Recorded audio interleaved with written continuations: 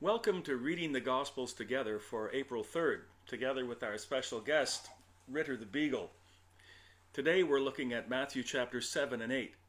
If you're looking for previous days, you can find them on the zionpres.org website. Just click on the Reading the Gospels tab and it will take you to a list of all of our past videos. Chapter 7 begins with, "Do not judge others, and you will not be judged." Keeping the context of what Jesus said in entirety, I think there are three ways of judging others which Jesus is warning us about. The first is prejudice, judging someone based upon appearance, race, nationality, gender, socioeconomic status, physical ability, or other factors, and setting a lesser value upon them as a result. On the first and most basic level, judge not means to reject prejudice in all of its forms.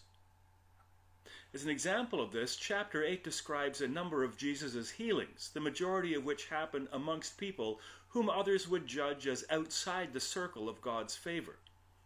Jesus heals a leper who is excluded from the life of the community to prevent spreading infection. Jesus heals the servant of a Roman centurion, the Romans being deeply hated in Israel as the oppressors of the people. Jesus heals a demon-possessed man or men in Gadara, the pagan area of Galilee, an area forbidden to pious Jews and a people considered deeply unclean. It's no accident that Matthew chooses these healings in the chapter immediately following "Do not judge." Each healing is a stunning rejection of prejudice. The second aspect of judging we must guard against is the sin of comparison. Rather than coming to God with our own faults, failings, and confessions, expressing remorse, seeking forgiveness, and asking God's help to better follow the way of Christ, we come before God comparing ourselves to others and say, "I'm not perfect, but I'm better than that guy. In fact, compared to him, I'm pretty good. I'll bet you're pretty pleased with me, God." In that way, destruction lies.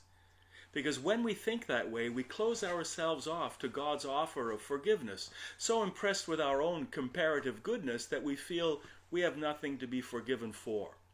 It's a deadly attitude to have, for it leads to our own judgment. Thirdly, in judging and criticizing others, we're engaged in tearing them down. That's not what we're called to do. We are called to build one another up.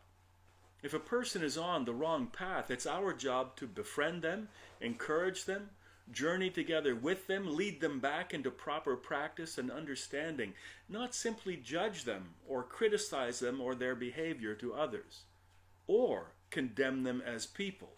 That's something that Jesus never did. Keep your eyes open, be discerning, but keep your heart open too, and look upon others with patience, forgiveness, and love. After all, isn't that how God looks upon you?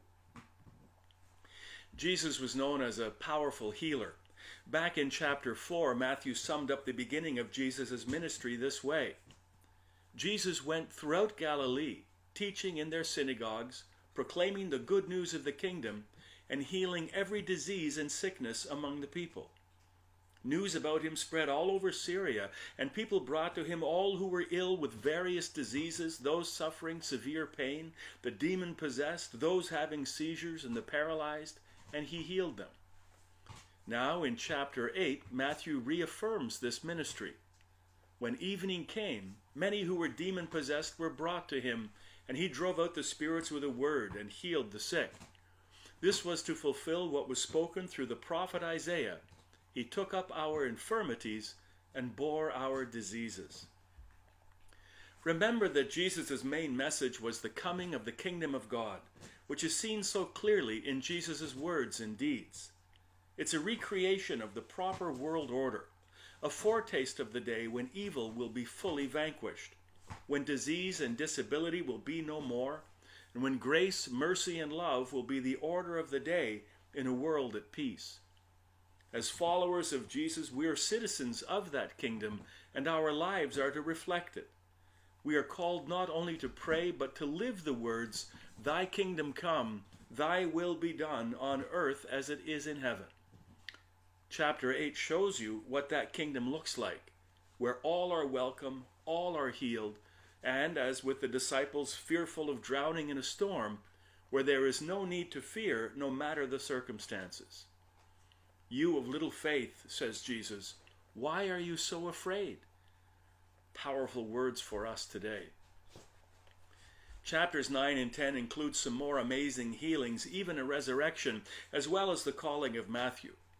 In chapter 10, Jesus instructs his disciples how to carry his ministry into the world, a world often indifferent or even hostile to their message.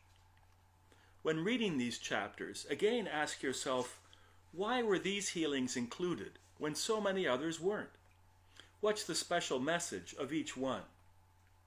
When reading chapter 10, ask yourself, how am I bringing the message of Jesus into my world?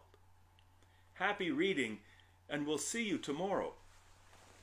Whether or not that's with Herschel, with Ritter, or whether or not I'm alone. God bless you all.